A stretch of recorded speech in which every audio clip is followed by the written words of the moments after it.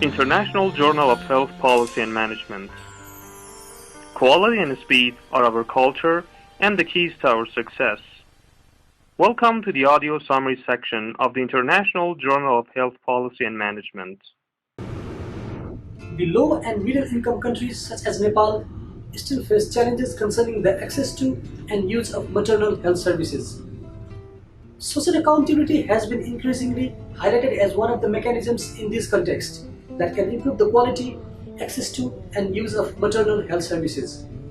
Social accountability refers to citizens' engagement in holding the public sector actors such as politicians, policymakers, and service providers to account for their actions. In Nepal, the government and civil society have promoted social accountability in the public sector through structures and activities such as health management committees, social audits to improve the health sector performance. However, experience with such mechanisms are not yet documented. So, in this study, we identified social accountability structures and activities that existed in maternal health services in two districts, Doti and Kailali, in the far western region of Nepal.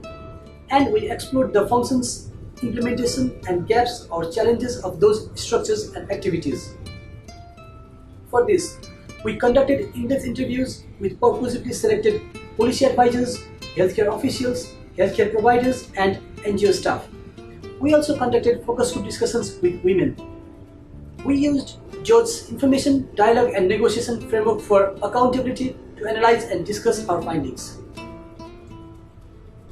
We found that social accountability mechanisms mainly existed in terms of three formal government structures: mothers groups, female community health volunteers or FCSVs in short, and health facility operations and management committees or HFMCs in short, and activities such as social audits and community health scoreboards.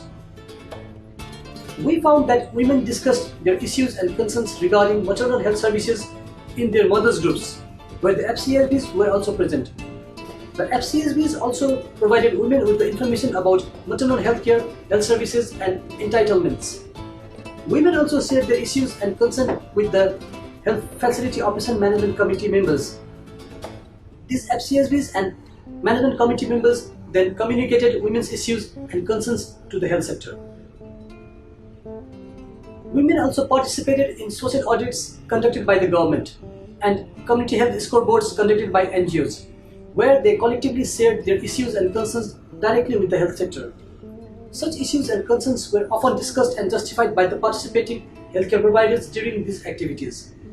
The social audits and community health scoreboards particularly enabled women to have a dialogue and negotiation with the health sector.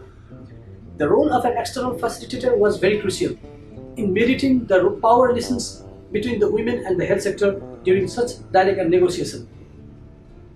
Such dialogue and negotiation facilitated collaborative solutions that benefited both women and the health sector. They enabled the health sector and the women to come together and share their concerns, understand the gaps and challenges in the health services, think through solutions, and negotiate joint action plans. They also helped to build trust and strengthen the relationship between the community and service providers. They also generated responsiveness from the health sector, for example in terms of positive changes in health professionals' attitude and behavior towards women, and improved health facilities and services. We also identified gaps with the social accountability mechanisms for which we provided recommendations. First, the mothers groups and FCSVs lacked a role in dialogue and negotiation with the health sector, possibly due to a lack of a clear policy mandate for this role. For the mothers groups and FCSVs to perform the social accountability role optimally, the role needs to be reinforced both legally and in their capacity. Second, the HFMCs who have clear mandates and access to higher level decision makers need to be aware of and have capacity to perform their accountability roles. Third, the health sector responses were limited to district level and below, which could partly be due to a lack of sufficient emphasis on higher level engagement during the social accountability process. Social accountability interventions therefore should focus at all levels of the health sector.